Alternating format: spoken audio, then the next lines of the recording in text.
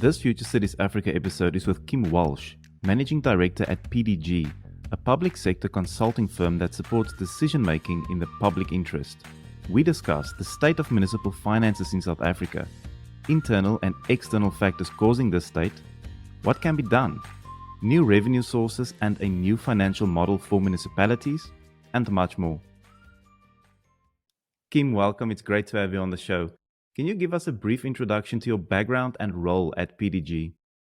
Nice to meet you and nice to be here. My name is Kim Walsh and I'm currently the Managing Director at PDG. PDG is a small public sector consulting firm. We aim to support decision-making in the public interest. We've been around for about 32 years, consulting mainly across all three spheres of government in South Africa, but also some work elsewhere in Africa. We're a multidisciplinary firm. I think that's quite important. So we have practice areas in public finance, municipal services, urban economies, institutional development, climate and environment, and monitoring and evaluations. And I personally have been at PDG for almost 17 years now. And in addition to being the MD, I lead our public finance practice area. So I've also done work for national government departments on policy and analysis and research related to mainly municipal finances, and then for provinces in their role in supporting municipalities as well as for municipalities themselves, largely around financial planning, tariff setting, subsidies, that type of thing. So what exactly is the current state of municipal finances in South Africa in 2022? Unfortunately, pretty awful. For several years now, National Treasury has produced an annual report, which they call the State of Local Government Finances. They use 13 indicators to determine whether a municipality is in financial distress or not. And when they first produced that report back in June 2011, they classified 24% of municipalities as being in financial distress, so 1 in 4, which was not great. But by the most recent report, which they released in June 2020, this had increased to 70% of municipalities classified as being in financial distress. And this includes 5 of the 8 metropolitan municipalities. So only 3 of our metros in South Africa were not classified as being in distress in June 2020. And that was Cape Town, Buffalo City, and Nelson Mandela Bay. So there's been a real decline in the state of municipal finances over the past 10 plus years. And what internal and external factors are causing this current state? So what's causing this is it's a long and complicated answer. Unfortunately, it's not a neat soundbite. Firstly, there's a whole array of external factors that are affecting the finances of municipalities and of cities. The main factor here is the slow rate of growth in the national economy. So our rate of annual GDP growth has been declining since 2011 in South Africa. And we've performed badly even compared to other middle-income countries around the world. And that has quite a profound impact on municipal finances. And to understand that, you need to understand a concept called cross-subsidization. Municipalities in South Africa make money on providing services to wealthy households and to businesses. And they use this to subsidize the provision of services to poor households. So they typically provide services to poor households at below cost. So they need to make a surplus on the wealthier households and businesses to cover that loss. If you have a slow economic growth environment, both sides of that cross-subsidization formula get challenged. So firstly, you have rapid growth in the number of poor households. So we're seeing more and more households that municipalities are needing to subsidize. And then on the other side, you get slower growth in the number of wealthy households and businesses. So the slow economy is putting pressure on the affordability of services to customers themselves and therefore to the municipalities. So that's the first external factor. A second major external factor is the continuing energy crisis. Electricity businesses have been has historically been really important in municipalities.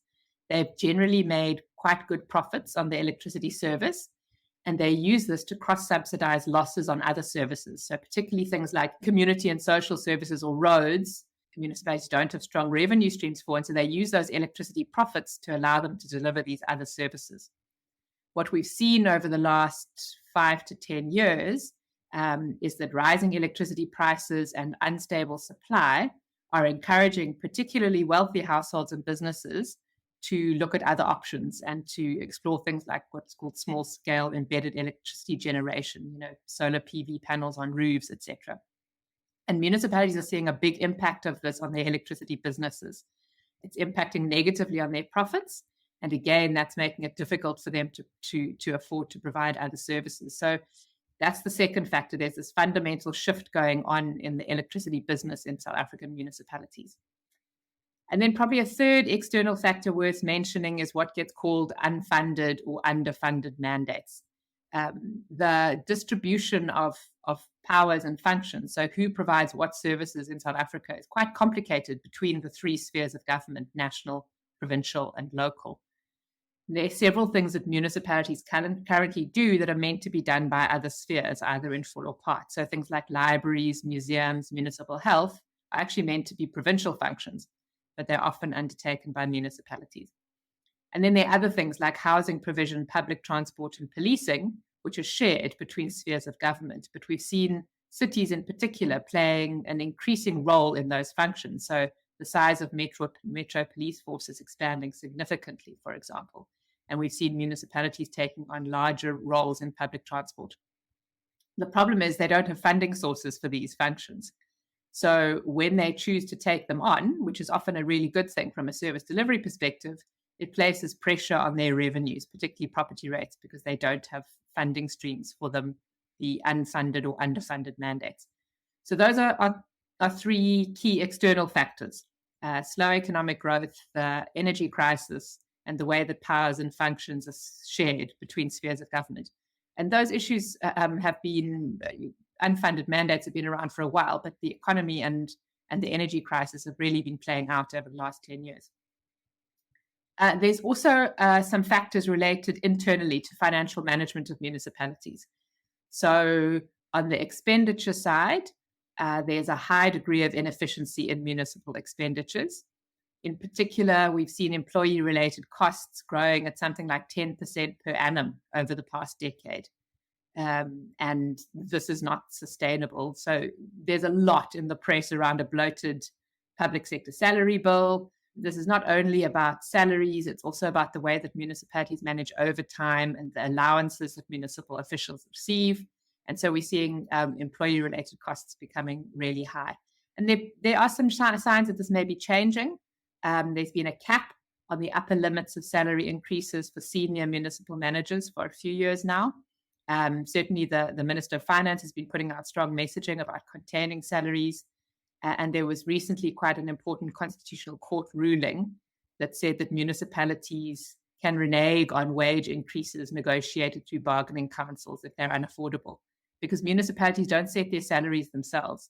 They're set annually through a bargaining process led by the South African Local Government Association on their behalf. So hopefully we'll see a turnaround on employee-related costs soon. There's certainly other areas of inefficiency. Another one that shows up in the press a lot is about water and electricity losses. So this is partly about leaking pipes or losses of electricity off the network due to heat loss and that kind of thing. And those losses are high and are climbing. And it's also about theft of those services, people who are stealing water and electricity and not paying for them. So on the expenditure side, there's a lot of inefficiency, and municipalities do need to work progressively to eliminate that. The biggest problem is, in fact, that while some municipal expenditures are too high, others are too low. And the main concern here about under expenditure is what's called asset management. Municipalities are not spending enough on maintaining and replacing their infrastructure. And again, we've been really good at rolling out infrastructure since the dawn of democracy. We've connected a lot of new households to services, but we haven't been very good at looking after the infrastructure that we've got. And so what we're seeing is infrastructure condition is starting to decline, and we're starting to see infrastructure failure. And as an example, the 2019 General Household Survey, which Stats SA conducts, found that about a quarter of South Africans were reporting significant interruptions in water supply already in 2019. So on the expenditure side, we have this weird mix of some quite high degree of inefficiency in some areas, which then means there's under expenditure in other areas. And we need to find the efficiency so that we can divert expenditure, certainly onto better asset management. Then on the revenue side, And this is probably the biggest story of why those stats in the National Treasury report are looking so bad, is about very, very high levels of non-payment of municipal bills and low collection of cash by municipalities. And this is probably the most critical issue facing municipalities at the moment, because cash is the lifeblood of a municipality. If customers aren't paying, municipalities aren't able to pay their creditors. And that leads to spiraling debt by municipalities to water boards and Eskom, which we also see showing up in the South African press a lot. National Treasury has a really good website called Municipal Money, which anyone can go and have a look at. And that's got some key statistics on municipalities. And its report shows that cash collection rates were something like 42% in Mangaung, 52% in Ekurhuleni, 72% in Buffalo City in 2021. That means Mangaung is only collecting 42% of the cash that's due to it. And that's a big, big problem. They're running these services, they're sending out bills, but people aren't paying and they're not getting the cash in. This poor revenue collection, it links back to the story about the weak economic climate that I mentioned earlier, because in a weak economy, people struggle to afford to pay their municipal bills. So there's certainly a problem about affordability of bills. But it's not only about that. There's also what is called willingness to pay. And what we increasingly see is people who are able to pay their bills, actually have the money to pay, are not willing to do so because of a decline in trust that municipalities will spend the money as they should, dissatisfaction with the quality of services received, and simply the fact that other people aren't paying. So this is a really dangerous downward spiral for municipalities. If people don't pay, municipalities don't have the money to spend on service provision, which means the quality of services declines and people are ever more unwilling to pay. And I think this is the biggest threat to municipal finances at present, and we have to turn it around as a matter of urgency. Kim, is there anything that can be done to improve on this current state of municipal finances? I don't actually want to talk too much about improving financial management in municipalities. There's no doubt that we have to improve financial management in municipalities. Municipalities have to manage their expenditure carefully. They have to be a lot more efficient. They have to collect the revenues owed to them. They have to report their finances accurately. Every year, the Auditor General points out a lot of issues related to financial management. And I don't want to underemphasize those. Those must be solved. But in my view, what's sitting underneath this is a profound problem with the politics and leadership in municipalities. So a municipality is really a triumvirate between the officials who run that municipality, their political principals, so their councillors and their mayors, and the community that they serve. And for a municipality to work well, those relationships need to be functioning and based on trust. And that trust has broken down badly in South Africa. At least part of the non-payment for services is that people don't believe that municipalities will spend their money well, either due to lack of capacity or corruption. And we also see councillors and political principals placing expedience ahead of the interests of the municipality. So we hear stories of councillors going out and telling people that they don't have to pay for services. And certainly we're seeing plenty of examples of councillors battling it out to gain control of coalition governments. Unstable coalitions have been an absolute disaster for many of our metros. As an example, Nelson Mandela Bay wasn't able to pass a budget on time for the 2022-23 financial year.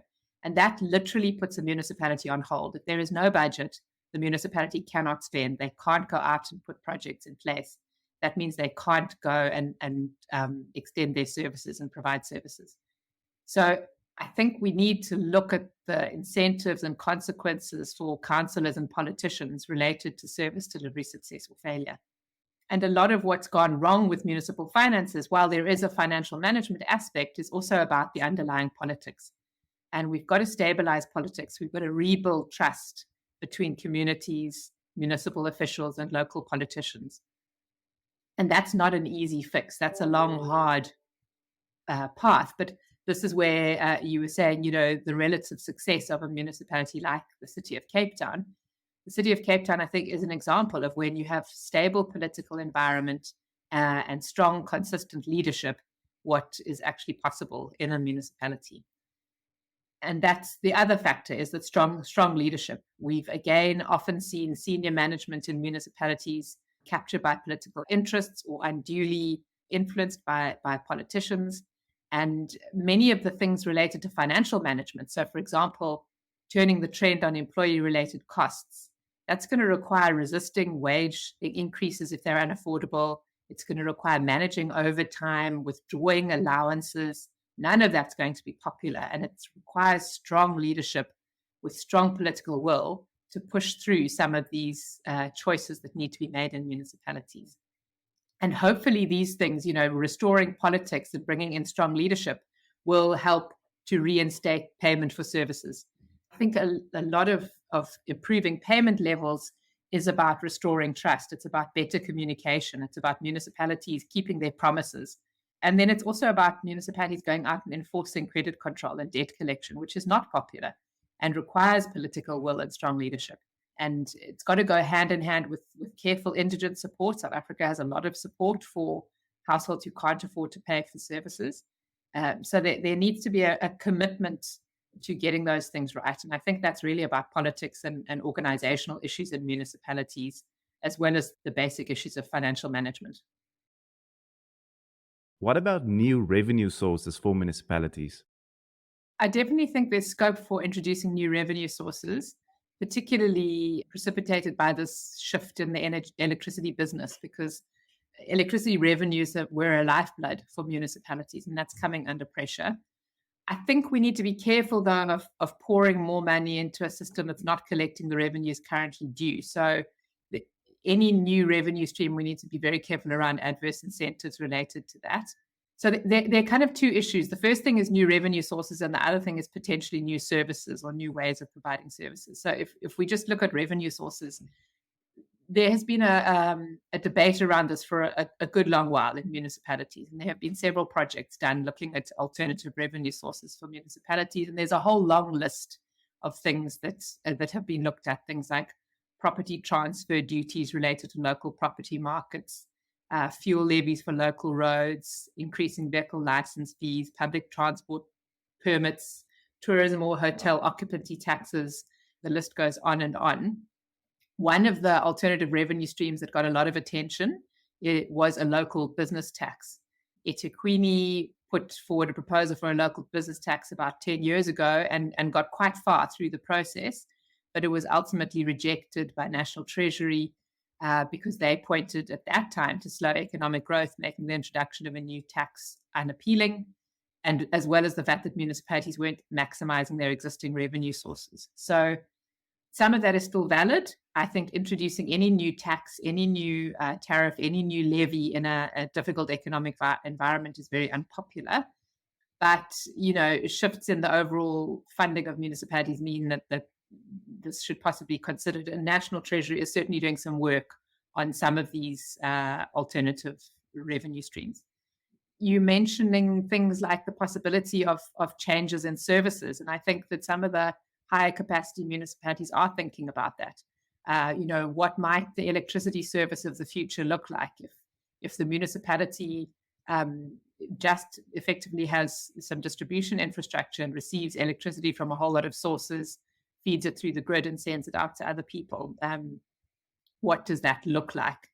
And what would be the revenue streams associated with that? Certainly some municipalities are pursuing the idea of fiber or data. Increasingly that's becoming another infrastructure service, and there may be a role for municipalities in providing data services in their municipal areas, and all of these may have revenue streams, but they need to be explored very carefully, because it's very dangerous to look at this as a lovely new revenue stream without thinking carefully about the costs that will be required to run a new service, for example. And I think increasingly what we're seeing is a need to pilot some of these things. South Africa is very slow in introducing new things. The regulatory environment is strong and solid, but it can be quite onerous. And I think some of the ideas of these new revenue streams, to pilot them in stable, administratively mature municipalities, is starting to look like a good idea. So let's test some of these things for a few years, see how they go, before we go and try and roll something out as a blanket across the country. Going forward, how will municipalities stay relevant? I do recall a conversation with Huawei where they are predicting that service delivery will become so digitized that normal day-to-day delivery of services will eventually kind of fall away. What about a new financial model for municipalities? I think that's partly what you're alluding to in terms of future services and what would a future municipality look like, because it's important to remember that the financial model of a municipality is linked directly with its powers and functions. We tend to be very familiar with the services that South African municipalities provide to us, which are extensive: water, sanitation, electricity, solid waste, roads, a whole range of community and social services. It's not the case. That's not the case around the world. If we look around the world, different municipalities perform different mixes of functions. Some of the functions that South African municipalities provide are provided by national entities or provincial entities or private sector elsewhere in the world. So I think if we're talking about a new financial model for municipalities, that's got to be linked to relooking powers and functions and thinking about what it is that municipalities do. From a pure financial model perspective, though, as water and electricity consumption patterns change, so I've mentioned electricity, with rising prices, people are getting a lot more efficient with electricity use. We're also seeing that with water.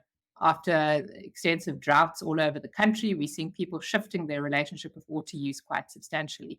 And so municipalities are definitely going to need to shift away from revenues based on the consumption of services. The moment we pay for our electricity per kilowatt hour consumed, we pay for our water per kiloliter consumed, and that's probably going to have to change. Municipalities are going to have to rely more on fixed charges or property rates or potentially some other new revenue sources that are delinked from the volumes of services consumed. So that's the first thing that I think does need to change in the municipal financial model. The other key question is always the extent to which municipalities should generate their own revenues, as opposed to being funded through national grants and transfers. You mentioned this idea of maybe high-income households should generate their own power. They shouldn't be served by municipalities. But if that is the shift that's going to go, we're probably going to need to see much more national tax revenue grants going into municipalities to cover the costs of providing services to poor households. South African municipalities in the constitution and in legislation have quite extensive revenue raising abilities. So they can levy property rates and they can levy tariffs for the provision of services. And those local revenues are a good thing because they increase local accountability. So they encourage that financial accountability relationship with the municipality. I think I would be hesitant about shifting away from local revenues too much and getting to municipalities being purely grant funded. But there's certainly be calls around increasing grant allocation into municipalities, about how the way grants are distributed between municipalities. And this is always a tug of war, because cities, for example, will say that they're the home to the majority of poor households and they therefore need more grant funding to cover those costs.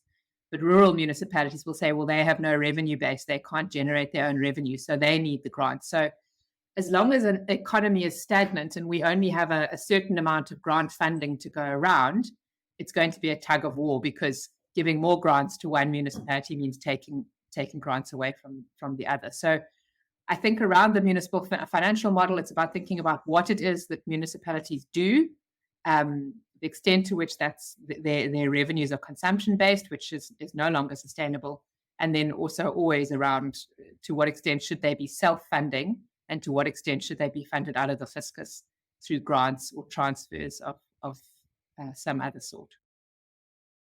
Kim, in closing, what is your vision for the future of cities? What's standing in the way of achieving this vision, and how can these hurdles be overcome? There's no doubt that cities are the heart of the economy. They're home to the majority of our population. They're the kind of forefront of providing basic services, and so they're vital in ensuring a certain quality of life. So we need cities that are vibrant and flourishing and functioning effectively. I think part of what the future of cities is about being better around partnerships and relationships. I think that future cities in South Africa need to be far more customer centric. I think that there's been a breakdown of relationship between cities and the people that they serve. And this is where modern data and modern tech mean that cities can know their customers better than ever before. And they can also communicate with them in a far more efficient, clear, specific, and targeted way. I think we saw that in Cape Town during the drought. Although there were things around the management of the drought that didn't go so well, the one thing that went fairly well was the communication between the city and the people that lived in the city. And there was always a sense of being on the same side and of working together collectively to reduce water demand. And a lot of that was just about communicating well. And I think a lot of South African cities communicate with their citizens very, very poorly. So it's about being really customer-centric, responding to customers' needs, responding to complaints and concerns, and rebuilding that relationship of trust with the people who live in a city. But then there are other partnerships that are needed. I think strong partnerships with NGOs and community-based organizations are really important in terms of holding municipalities to account and people who are looking out for the interests of the poor. I think for a long time in the past, those relationships tended to be a bit adversarial. And I think we need to shift to those being, again, relationships of partners around taking care of service delivery mandates. And then on the other side, also partnerships and collaboration with the private sector. It can be devastating for a municipality if a major industry relocates and leaves. So build good relationships with your key industries. Municipalities generally have top 100 customers, and they need to have strong relationships with those customers to protect interests and facilitate local economic development. And that's why the balance of these relationships is important, because a lot of what a municipality does is balancing all of these interests, balancing the interests of businesses and wealthy households who are the lifeblood, they're your revenue generators, balancing those interests with poor people who you have to serve. You have a kind of a moral mandate to make sure those people are taken care of. And then another area where I think we need better partnerships and working relationships is between the spheres of government. South Africa has a very complicated intergovernmental system, and sometimes the relationships there don't work very well, and we need to get those working much more effectively. In terms of the hurdles and what are the barriers, again, I think this is coming back to some of the points I made earlier. I think our biggest barriers at the moment are the national economy. Municipalities are going to struggle as long as the economy is stagnant and declining. And some of that is outside of municipal control, industrial policy, labor law, those are sit outside of the mandate of cities. But municipalities and cities also have a role to play in economic development. They provide a foundation of reliable infrastructure. They can reduce regulatory red tape, ensure effective access to land. And then municipalities also do a lot around investment retention and promotion, township economies, public employment initiatives. So I think municipalities need to play their part in reigniting the economy. And then we also need to see work at a national level in terms of turning around the economic trajectory. And then I think the other hurdles are politics and leadership. We must stabilize city politics. The political contestation we're seeing in a number of our metros in coalitions is absolutely hamstringing those cities and preventing them from doing work. We've seen that play out in fights and arguments about appointing municipal managers. And that's deeply destabilizing to an administration. It has no clear direction, and it cannot deliver services effectively under those circumstances. So stabilizing politics, recommitting to service delivery, making local politicians accountable for the long-term consequences of the decisions that they make, that's vitally important. And then strong, stable, well-qualified leaders at municipalities who are able to take the hard decisions and who can inspire a culture of excellence and service in their municipalities. This has really been lacking for many years, and it's absolutely vital that we restore it. A big thank you to Kim Walsh for this insightful conversation around municipal finances in South Africa in 2022, challenges and opportunities.